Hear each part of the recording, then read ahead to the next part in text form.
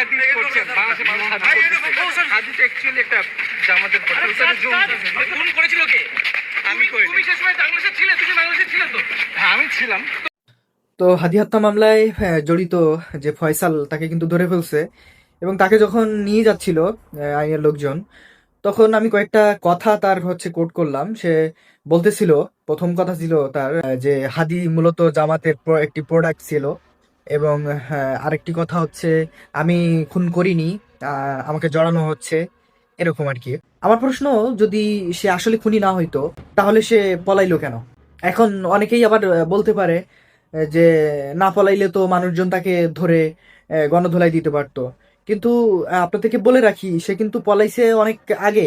তার ছবি বা তার যেসব ডিটেলস মানুষের সামনে আসছে তার আগেই কিন্তু সে পলাইছে। ঠিক আছে? তো এখন দেখার বিষয় আইন কিভাবে সত্য উদ্ঘাটন করে।